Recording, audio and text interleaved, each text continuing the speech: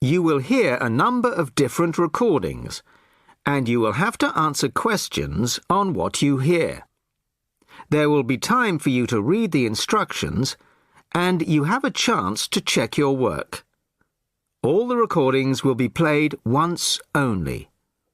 The test is in 4 sections. Section 1. You will hear a new student on a short summer course getting information from the college receptionist. First, you have some time to look at questions 1 to 5.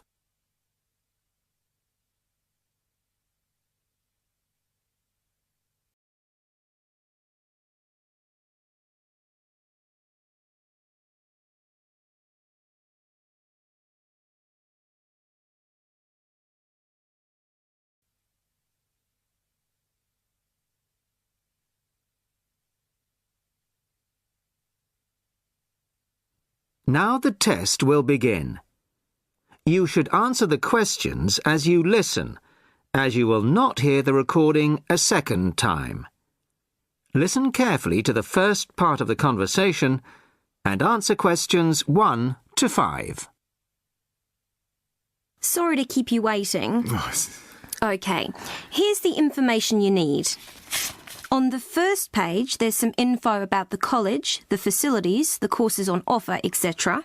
Then, on these blue pages here, there's an outline of the social activities. You see there, OK? Yes. Now, this part of the booklet here, the yellow pages, that's the main program starting at 9 a.m. tomorrow. 9 a.m., OK. So all the new students will be gathering in Herville Hall at 9 o'clock. Sorry, where? Herville Hall. I'll spell it for you. It's Hervill, and then Hall for hall, of course. It's the big white building by the entrance. OK, I've seen it. Right. Anyway, you'll be in there for an hour. First, the Director of Studies will explain the various courses we offer and the requirements for them. Then for the second half hour, the social organiser will tell you more about the social program and Saturday excursions. Is that all clear? Yes, I think so. Then where do I go after that? Yes, OK. After the talks in the hall, there's a break. And then at 11:15, go to classroom 4 to have a placement test. 11:45. This placement test is to find my level in English? Exactly. Then, after the test, all the new students are invited to a special welcome lunch. In the cafeteria? No, not for the welcome lunch. It's in a restaurant near the school, an Indian restaurant. Oh, OK. I don't think I've ever tried Indian food. Do you like spicy food? Yes, I do. Then you'll love Indian. Before you hear the rest of the conversation, you have some time to look at questions 6 to 10.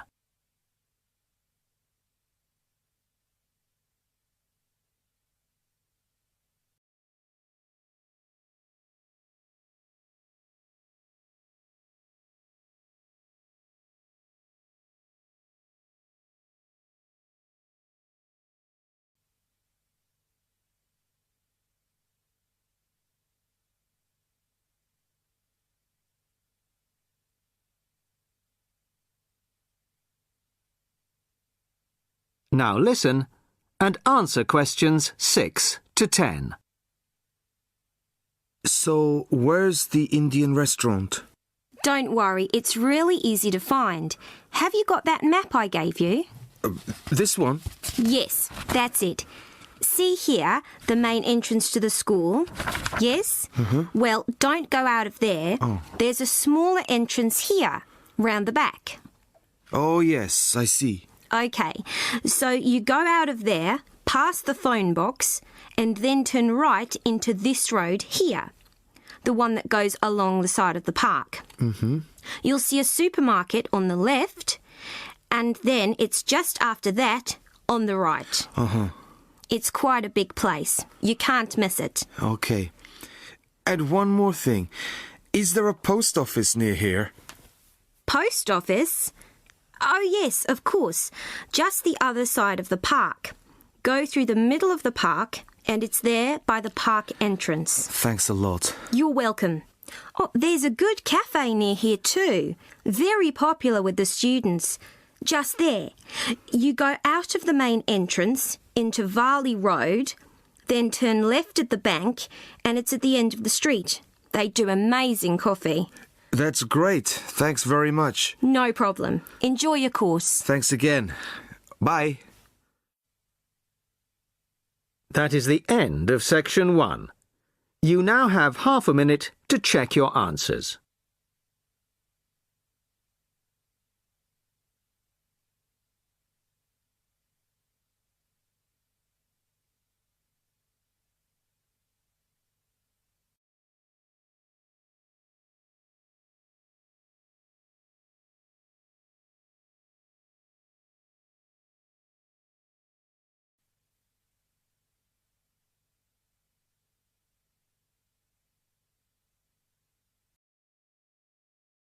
Section 2.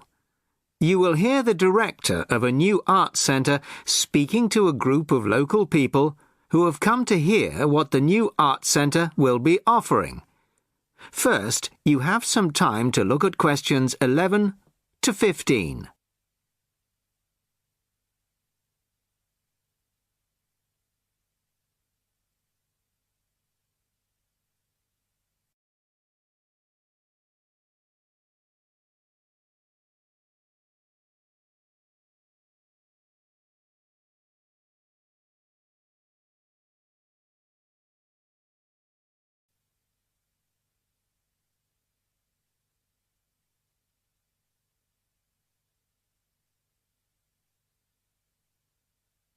Listen carefully to the first part of the talk and answer questions 11 to 15. Well, good evening, everybody. Thank you all for turning out on this cold, wet evening. Welcome to our new art centre. I'm delighted that so many people are interested in finding out about the facilities and events that we'll be offering. I'll start with the regular evening events that we've scheduled so far. Sunday night will be film club night. Each week we'll be showing a classic film from the 40s, 50s or 60s. Films will start at 6:45, and afterwards there will be an opportunity to discuss the film in the cafe bar for anybody who'd like to. Tickets for the film will be £5, but the discussion afterwards is free, although anybody who wants to buy me a drink is welcome to do so. On Thursday evenings at 7:30, the auditorium is given over to productions by touring theatre companies. This coming Thursday, we're very excited to be welcoming Pizzazz, a drama company featuring both able-bodied and physically handicapped actors. They'll be performing a rather special version of William Shakespeare's The Tempest, featuring music and dance, as well as dialogue. Fridays and Saturdays will be music nights, starting at 8 p.m, with classical or traditional music on the Fridays and pop rock on the Saturdays. However, as the sound system hasn't yet been fully installed, these events won't be starting for another few weeks. As well as evening performances, various events will take place during the day. So far, a mothers and toddlers session has been arranged for Monday afternoons, and of course, anybody can drop in for a coffee or a sandwich. The cafe bar will be open from 11 a.m. to 3 p.m. and 6 p.m. to 11 p.m. Mondays to Fridays, and 11 a.m. to midnight Saturdays and Sundays. Lunch will be served from 12:30 till 2, and light snacks will be available all day. Of course, this programme is just the start, and we expect to be announcing many additional events in the near future. Before you hear the rest of the talk, you have some time to look at questions 16 to 20.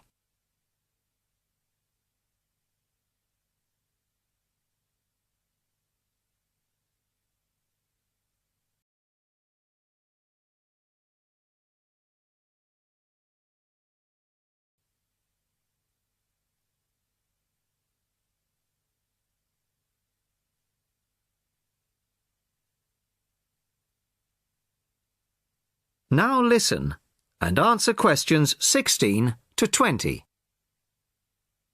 Now I'd like to take this opportunity to tell you about becoming a member.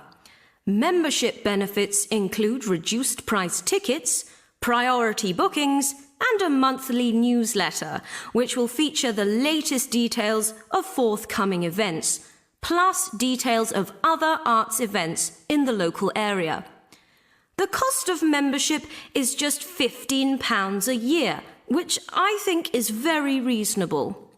To get a membership card, you'll need to provide us with a passport-sized photo, plus payment, of course, by cash or cheque.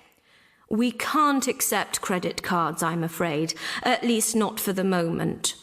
We hope to have credit card payment facilities available in the not-too-distant future. Then, when you want to buy reduced price tickets, you simply show your card at the box office or quote your membership number if you're making a telephone booking. Generally, a membership card will save around 20% on the full ticket price, so it really is very good value. Now we come to the most important part, your suggestions. It's your art centre, so we want to hear what you'd like to see. That is the end of section 2. You now have half a minute to check your answers.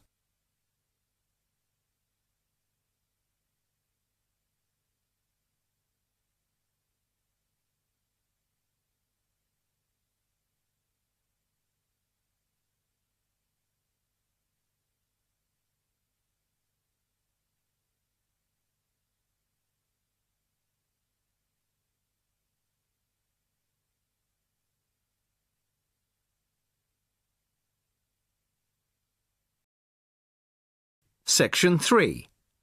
John has applied to train as a teacher and is being interviewed. In this stage of the interviewer will discuss John's previous studies and work experiences. First, you have some time to look at questions 21 to 25.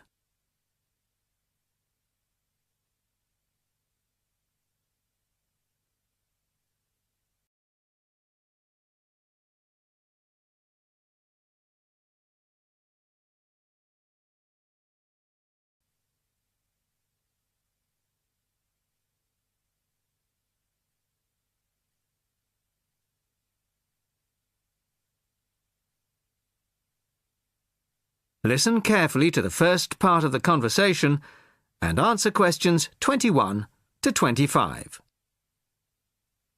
Hello, come in and take a seat. You are John Evans? Yes, I am. Well, as I'm sure you're aware, the purpose of this part of the interview is to go over your CV and talk a little further about your previous studies and experiences. Yes. So, your first degree was in French, of course? Yes, with a minor in film studies. An interesting combination. Mostly French films, presumably? Well, European cinema in general, but with a bias towards French cinema. Ah, and your degree took 4 years? Yes. In the third year, I was an exchange student at Bruges University in Belgium. I was there for a full academic year, 9 months. Right. Well, you graduated 2 years ago, and then you took some time out, as it were. Yes, I spent 6 months as a volunteer working on restoring historic buildings in France. Oh. Was that with a well-known organisation? They're called restoration vacations here, but they operate under different names in several countries. I think they're quite well known. So, it was a 6-month vacation, really? No, I went for a week, but really liked it, and I got asked to stay on as a translator. Because I could speak French quite well, it was my job to liaise between the owners of the buildings and the English-speaking volunteers. That must have been a very enjoyable experience. Before you hear the rest of the conversation, you have some time to look at questions 26 to 30.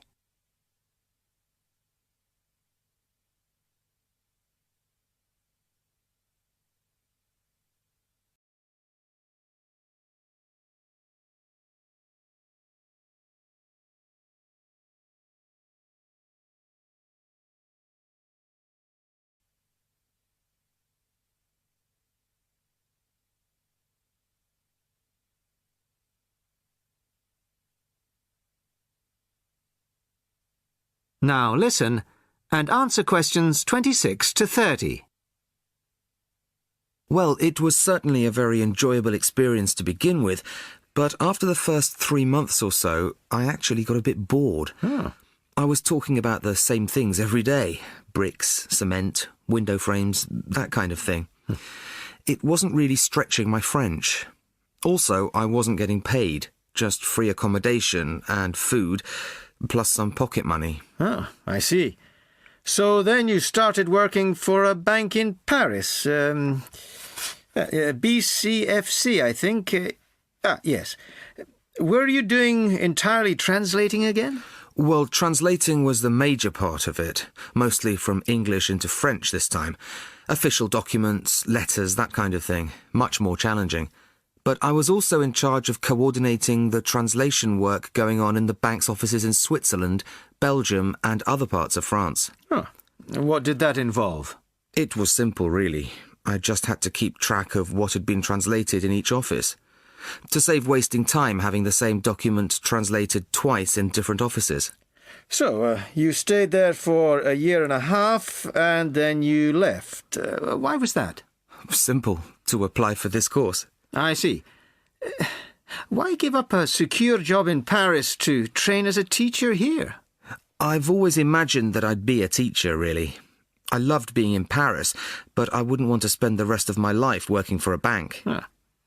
Do you think your experiences in France will help you as a teacher of French? It certainly helped my French, and my experiences certainly gave me a much better understanding of French culture, although that may not be of enormous use when it comes to standing up in front of a class of British 13-year-olds. Perhaps not. Thank you very much. The next stage of the interview will be conducted by my colleague in room 207. That is the end of section 3. You now have half a minute to check your answers.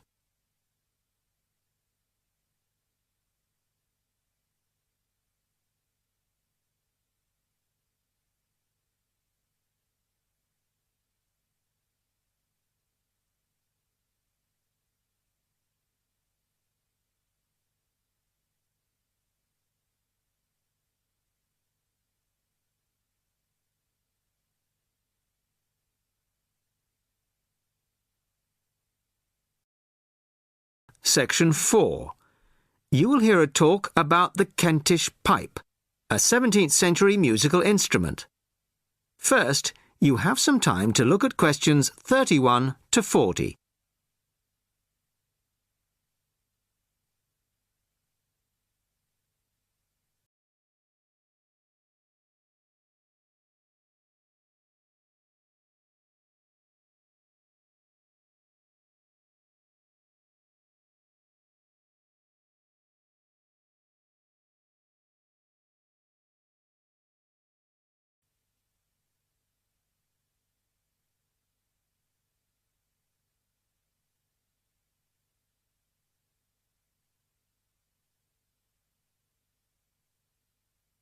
Listen carefully and answer questions 31 to 40. Good evening. I'd like to introduce Geoffrey Rourke of the Early Music Foundation. Geoffrey has recently restored a genuine 17th century Kentish pipe and, as you all know, will be giving us a recital on it later this evening.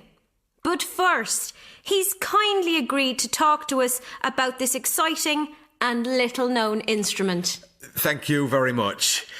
I'd like to begin, if I may, by talking to you about the rather unusual construction of the Kentish pipe. The main part of the instrument, as you can see, is a long, straight wooden tube, which we call the chanter. This one is in beech wood, but other woods were used. At one end, there is the airbag. This rests under the arm of the player, like this. The blowpipe that inflates the airbag is quite long and bends round the front of the body to be inserted in the mouth of the player, like this. You see, the flexible nature of this tube is a unique feature of the Kentish pipe. In my restored version here, the blowpipe is, I'm sorry to confess, made out of plastic. In the original version, it would have been made out of leather using an elaborate stitching and waxing technique. However, the skills required to do this have now been lost. Good old plastic was the only alternative we could come up with. The airbag is obviously a modern replacement too. This time it is made out of leather and, as far as we can be certain, is likely to be pretty much identical to the original. A particularly soft and supple yet strong leather is required. Ordinary shoe leather would start to crack in no time. The main pipe, or chanter, is original, of course, as its rather battered appearance makes obvious, I would imagine. But it still sounds pretty good after nearly 400 years. We can't actually put a precise date on it, because the maker kindly inscribed it for us. Just here. You probably can't see it. JD, the maker's initials, and the date 1634. The most recent feature is the reed, the part that actually makes the noise. Although probably identical in every way to the original, it is in fact a piece from a plant picked yesterday morning by my son by the river near our house. So, that's the construction. But why bother with the bag, you may be wondering? Why not just blow directly into the pipe? Well, you can play the instrument that way. You can just detach the bag like this and blow into this hole here. But you need a lot of breath to do it. Much more than, say, a flute or clarinet. After a few notes, you have to stop to take a breath. The bag allows the player to breathe while continuing to play. This meant that music for the Kentish pipe could be loud and fast, the way they liked it in Kent in the 17th century, no doubt. So, we have the pipe, but unfortunately, we don't have the music. Not a single piece of music written specifically for the Kentish pipe has been found. Luckily, some of my colleagues from the Early Music Foundation have adapted some traditional music from the period for the Kentish pipe, and we hope this will closely reflect the impression performances on the original instrument would have made. During the recital, I'm also going to play some modern pieces, ranging from rock to classical. And I hope you'll agree with me that the instrument can bring its own special character to familiar tunes. Well, thank you very much for that. And I'm sure we're looking forward very much to hearing you play it after the break. That is the end of section 4. You now have half a minute to check your answers.